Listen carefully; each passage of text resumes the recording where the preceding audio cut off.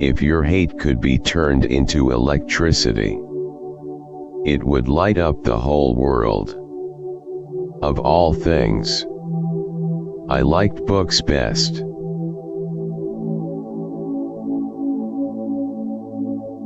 My brain is only a receiver. In the universe there is a core from which we obtain knowledge, strength and inspiration. I have not penetrated into the secrets of this core, but I know that it exists.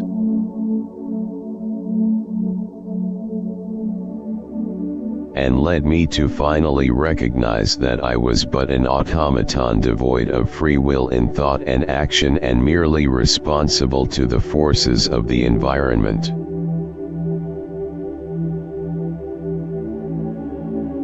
My belief is firm in a law of compensation. The true rewards are ever in proportion to the labor and sacrifices made.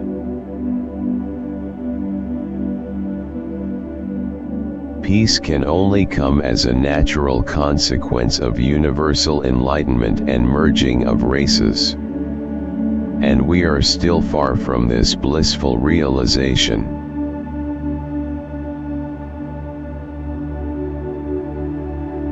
Deficient observation is merely a form of ignorance and responsible for the many morbid notions and foolish ideas prevailing.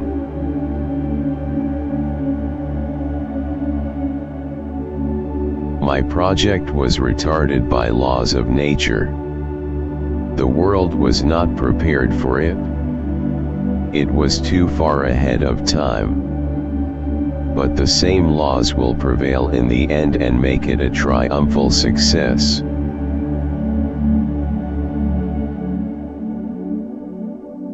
I had admired the works of artists, but to my mind, they were only shadows and semblances.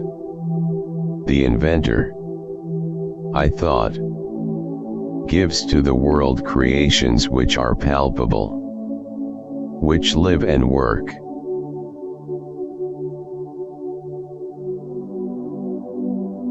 Merciless is the law of nature, and rapidly and irresistibly we are drawn to our doom.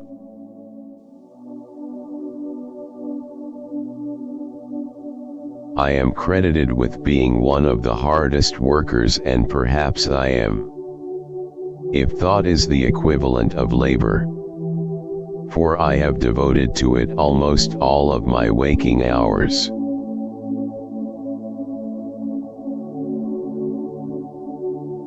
If you want to find the secrets of the universe, think in terms of energy, frequency and vibration.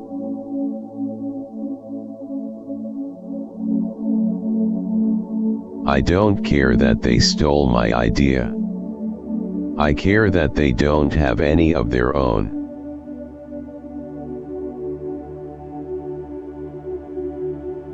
The scientists of today think deeply instead of clearly. One must be sane to think clearly. But one can think deeply and be quite insane.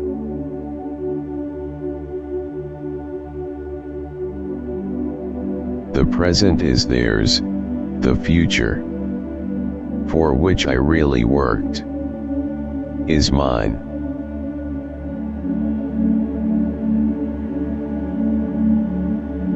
The day science begins to study non-physical phenomena, it will make more progress in one decade than in all the previous centuries of its existence.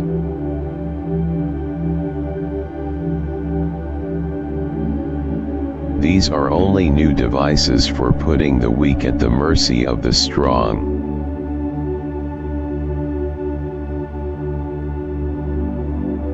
There is scarcely a subject that cannot be mathematically treated and the effects calculated or the results determined beforehand from the available theoretical and practical data.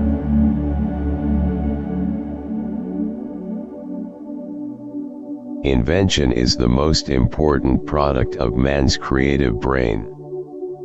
The ultimate purpose is the complete mastery of mind over the material world. The harnessing of human nature to human needs.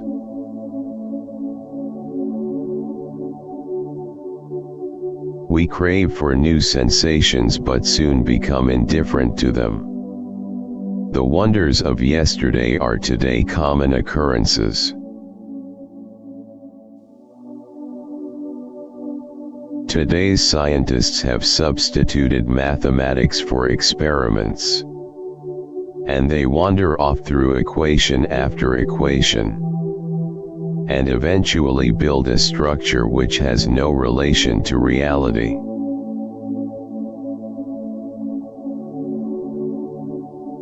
If you only knew the magnificence of the 3, 6 and 9, then you would have the key to the universe.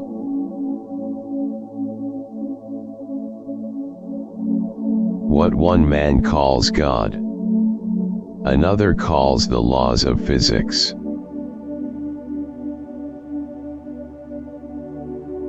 The individual is ephemeral. Races and nations come and pass away. But man remains.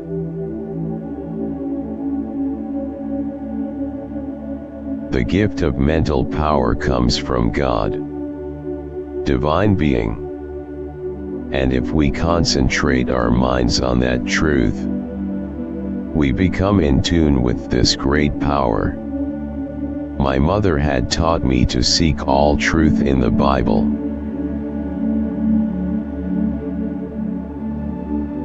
You may live to see man-made horrors beyond your comprehension. Great moments are born great opportunity.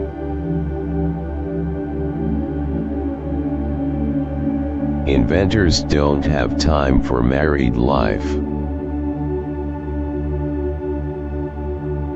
So astounding are the facts in this connection, that it would seem as though the Creator himself had electrically designed this planet.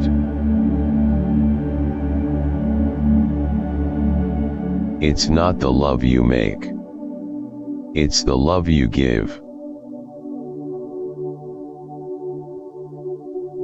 Marconi is a good fellow. Let him continue. He is using 17 of my patents. Most certainly. Some planets are not inhabited, but others are. And among these there must exist life under all conditions and phases of development. Every living being is an engine geared to the wheelwork of the universe.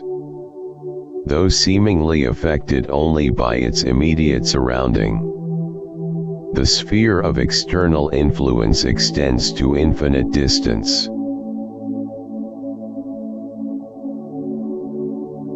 But instinct is something which transcends knowledge. We have, undoubtedly, certain finer fibers that enable us to perceive truths when logical deduction, or any other willful effort of the brain, is futile.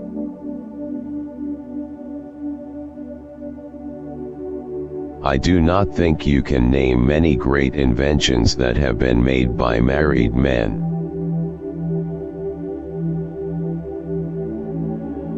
Be alone. That is the secret of invention, be alone. That is when ideas are born.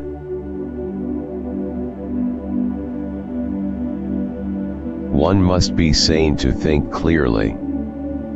But one can think deeply and be quite insane. Our virtues and our failings are inseparable. Like force and matter. When they separate, man is no more.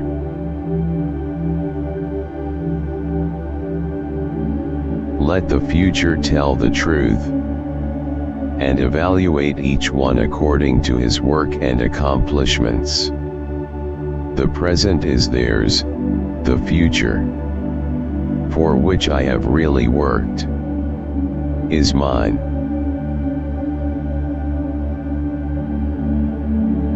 All that was great in the past was ridiculed, condemned, combated, suppressed, only to emerge all the more powerfully, all the more triumphantly from the struggle.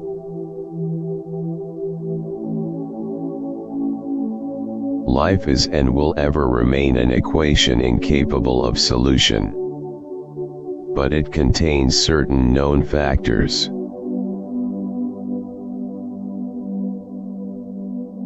Most persons are so absorbed in the contemplation of the outside world that they are wholly oblivious to what is passing on within themselves.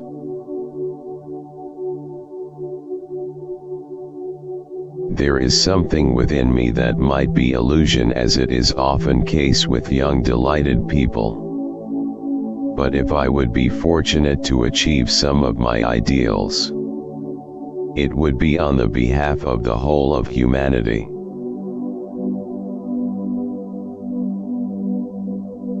The progressive development of man is vitally dependent on invention. It is the most important product of his creative brain.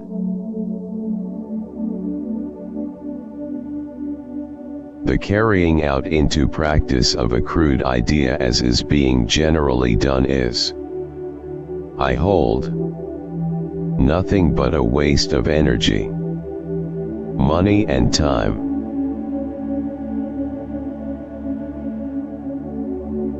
The idea of atomic energy is illusionary, but it has taken so powerful a hold on the minds that although I have preached against it for 25 years, there are still some who believe it to be realizable.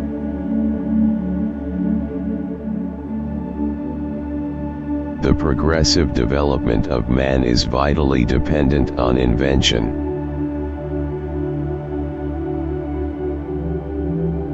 One has to be sane to think clearly, but one can think deeply and be quite insane.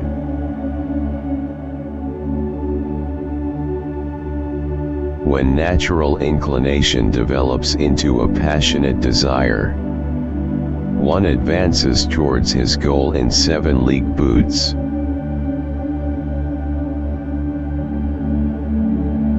As I review the events of my past life, I realize how subtle are the influences that shape our destinies.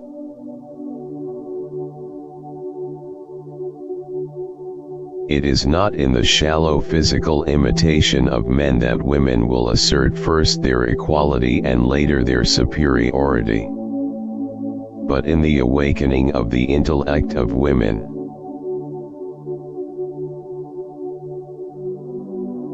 The by far greater number of human beings are never aware of what is passing around and within them, and millions fall victims of disease and die prematurely just on this account.